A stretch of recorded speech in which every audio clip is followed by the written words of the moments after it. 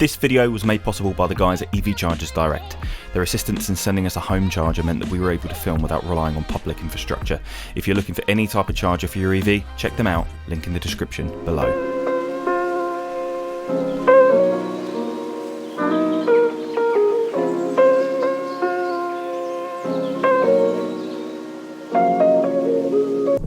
Good day, welcome to Music Motors and welcome to something a little different. This is the 2020 Mercedes Benz eVito. The E just before the Vito means electric, and that means this is totally electric. 35 kilowatts battery pack, 93 mile range, 100 horsepower and 300 newton meters of torque. All of that whilst also being able to take 923 kilograms of payload weight.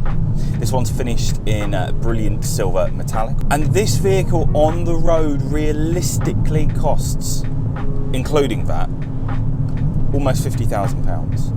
However, base prices excluding that and on the road are about 39 grand. So if you're VAT registered, it's a little bit less painful.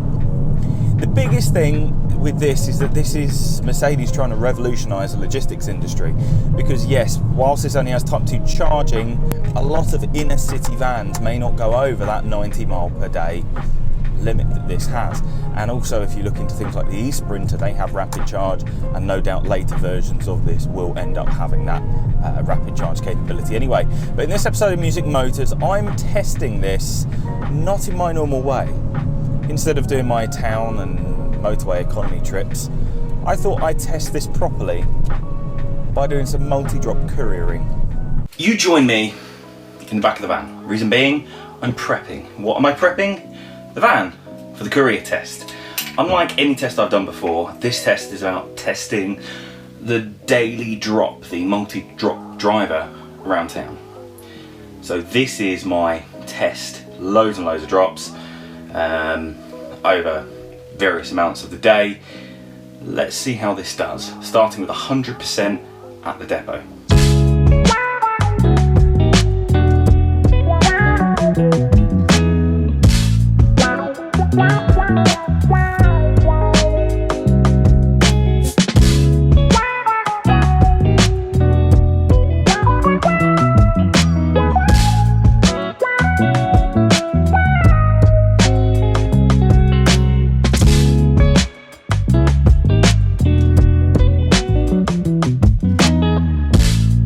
So that was 25 miles with 28% charge. Pretty accurate considering what Mercedes say. Now, the biggest thing for me was that this is very good around town. Really good lock, good visibility, comfortable, twin sliding doors. No matter what side of the road you stop on, easy access. Now, to a different depot. You'll see the next part of that later on in the video. From the outside, you'd probably be pretty surprised to hear that this is fully electric, because unlike what a lot of manufacturers do with their electric vehicles, this one just looks like a normal Vito. Normal 17-inch wheels, normal front and rear aesthetics. The only thing to tell you it's electric is the electric badging. It says electric on the side and eVito on the back. Aside from those bits, realistically, this just looks like a normal Vito, which is a great thing, because a normal Vito looks great. Up front, lovely. That almost facelift design that's been around for a couple of years looks very good. It is a very stylish looking van from the front end, equally quite aerodynamic. I really do quite like it. This one's got the fog lights, the headlight cluster themselves. I really like the design, and even though they're not fancy LEDs, they are actually quite bright.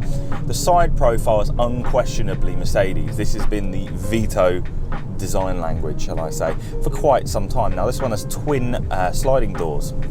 Really useful from a multi-drop point of view, but also really good if you've got OCD. Only having doors on one side can get a little bit annoying. So that side profile is quite sporty, even though this is just a pure, is quite a sporty design. And when you end up getting to the back end, well, that's it. It's through and through Vito. It's a Vito design that we've known and loved for quite a long time. They haven't changed it to try and make it, oh, look at us, we're electric. Unless you knew what you were looking at, this was just a normal Vito. But underneath, this is something totally different. The exterior aesthetic is just made to lull everyone into a sense of security that the electric future isn't coming, when it really, really is. That back end, nice light clusters, good design, twin doors at the back instead of, well, non-barn doors, shall we say. And effectively it means that the rear end looks very composed, all well put together, the lines flow together nicely. Really like the exterior aesthetic of this van.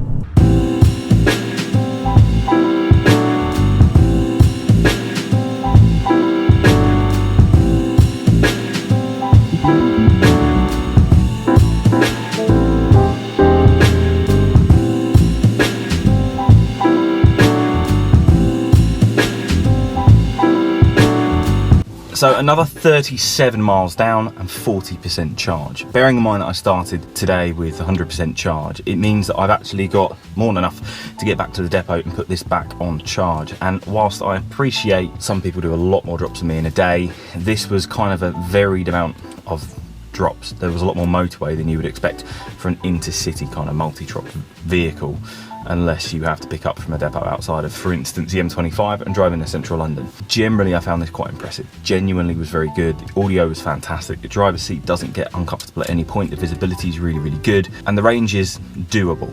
It'd be nice if it had rapid charge, but Type 2 means that now overnight this can recharge and it's ready to do the same thing again tomorrow and the day after and the day after and the day after. And it was really quite exceptional. The build quality of this means that the rear loading doors are just light and nimble and easy to use. It's not bulking your shoulder out every single time you close the door. Other vans in the segment have really, really heavy rear doors, and over the course of a day with loads of opening and closing, it does start to take a toll on you. And this, I'm not even tired at the end of a long day. Now to put this on charge and go to bed.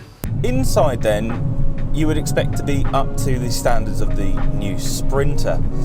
And whilst the quality of Mercedes is there, this is still a little behind the times. Primarily because Mercedes haven't fully facelifted the Vito yet. We're waiting for that full facelift like the Sprinter had on from its previous generation, and now it's like a night and day difference. But what have you got? A comfortable, well-built and rugged interior. There is a cluster display in front of you which gives you an amount of information. So it gives you the amount of battery power that you're putting in, the speed that you're going, and then the trip computer on that can give you some extra information, including predicted range, battery percentage, speed, drive gear ratios, all sorts of stuff like that. Now the infotainment, when you compare it to the non-fancy screen infotainment that Mercedes used to have, this is a fantastic improvement, and it does have Apple CarPlay for those who are using Google Maps constantly for your drops. Really, really, really handy. This has the upgraded audio system, which as a result means the audio is actually fantastic in here. The audio sound quality is by far best in its class. No manufacturer can even come close. Now, whilst it's optional, even optional inside other manufacturers don't come close to how good this is. Now, obviously, there are 3 seats here. The driver's seat is the only one that gets heating and adjustment. The passenger seat, from a passenger point of view, can feel a little bit uncomfortable for over a long amount of time unless you sit correctly. If you don't sit correctly, all of a sudden you're going to have a bad back. Now, that's kind of the same in any van, that it isn't adjustable. You just kind of expect it. If you are going to constantly have 2 people in this van, then make sure you go for 2 captain chairs effectively, because then they can have some adjustment themselves. Heated seat is a really nice touch and does heat up very, very fast. Climate control, bit of a weird one. Doesn't work as you would think. It doesn't heat up as quickly as you would think on a low setting. So the best way to get it up to heat is to crank it full and crank the fans blasting. In a few minutes the fan's up to temperature and you can turn it back down.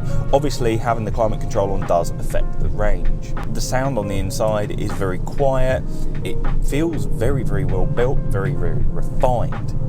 And at no point do I ever find any quality issues. This is made to stand the test of time. Good amount of headroom, visibility is very good from a driver's point of view. Pretty impressed. Obviously when you come to payload weight, 923 kilograms of payload weight you can have on the back. As an L2 there is a good amount of space. Whilst not as extortionately big as an L3 will offer you, it is pretty reasonable to say the very, very least, and having the twin sliding doors means access is very, very easy. Obviously headroom is nothing like you would expect in a Sprinter, but as Vitos go and as vans in the class go, is a good amount of space to play with. Generally the back end I found very, very easy to load. It was easy to spot where things I'd left. because I leave everything in specific bags or parcels when I'm doing multi-drop. And really, as it went when I was doing multi-drop, this had a real quality feel, and honestly made my job so much easier. Performance, so 100 horsepower, 300 newton meters of torque, and all of that's powered by 35 kilowatt battery, which gives you that 93 mile range. Now that 93 mile range is dependent on a few factors. A little bit down to hot and cold, but we're getting a little better on that. Hot and cold doesn't affect them as much as it previously did. But what does affect them is your right foot and your climate control. Right now my climate control says 76 miles and 89%. If I turn climate off, I have 85 miles and 89%. But let's turn the climate back on because it's a little cold. But that is just predicted range. If you are driving around town very carefully, you can get those, even with climate on, to get very close to 1 for 1, which means almost 100 mile range. It does entirely depend on your driving cycle though. How this feels on the road is it's not exactly like a normal Vito, but by no means does it feel bad. By no means does it feel awful to drive. It has quite a nice driving feedback. The brakes obviously have to regenerate when you're braking, so they have a little bit of movement, shall we say, and if you lift off the accelerator with it in drive minus, as in the regenerative driving mode, then it gets a little bit funky, but at the same point you're regenning that energy back in, and it's quite nice. The driving style and the driving dynamic of this is actually quite impressive, considering it's an electric van. A van, let alone driving good, is quite impressive, but when you make it an electric van, you know, an entire new platform with so many different manufacturers to make it drive well, it's very impressive that Mercedes have managed to do it. When it comes to drive gear engagement, it's just like the automatic Mercedes vans. A lot of this switch gear and buttons and stuff are that of Mercedes. It's what we've known for years. This one's got power folding and electric wing mirrors. Very handy around town. So A, you don't clobber your wing mirrors on someone coming the other way on a tight lane, and B, if you're getting really, really close to a curb because it's really tight but you're not allowed to park on the pavement because you don't want to get a fine, you can see exactly what's going on without having to reach over or risk curbing your wheels. When it came to multi-drop, the thing that got me was that it really did get what it said. So many people have said to me, electric vehicles are they're not doable. You cannot use an electric vehicle for multi-drop. And for longer journeys, for going constantly 300 miles a day, which some couriers do and more, this isn't suited to you. But for the inner city courier who does 90 miles a day, depot, back to depot, and it's a courier vehicle that stays at a depot and there's a Type 2 charger there, it's without question, it's fine, because realistically this can be charged overnight. While future versions no doubt will end up having rapid charge, this one having Type 2 isn't the end of the world. This isn't suited and it isn't marketed or made to do long distance journeys. This is for the local back roads, for the inner city. It does that exceptionally well. It really impressed me just how capable it was, because it does give you all of the van capabilities whilst also giving you such minimal costs. For a run that would have cost me £15 to £20 in a normal vehicle, in a normal van, this cost me about £5, actually under £5 in electricity, which is mad. So in an ever expanding and technologically advancing world, the Vito kind of fits in. This is Mercedes' way of saying, we are ready. The new eVito drives just as well as you expect a Vito to drive, but it gives you the electric capabilities. It gives you ample range, fantastic build quality and good styling. This is a van which stands out to no end. Mercedes build quality ensures that servicing stuff's going to be really, really good. Let's not even get into Mobilo van, how good that is for roadside assistance and how quick it is and free. Yes, I'd love it if it had a 300 to 400 mile range. Yes, I'd love it if it had rapid charge. But if you put all of those factors in, the van ends up more money right here and now. And cost effectively, this isn't that much more money than a normal Vito. And if you are, say, a florist, multi-drop florist, in and around a busy city centre, this is all you're going to need. You're not going to need any more. If you are a long haulage courier, this van isn't for you, not right now. But the e-Sprinter probably is. So the 2020 Mercedes Benz eVito, surprisingly good, very good for business. Definitely going to be changing and enhancing the logistics industry in the world very quickly.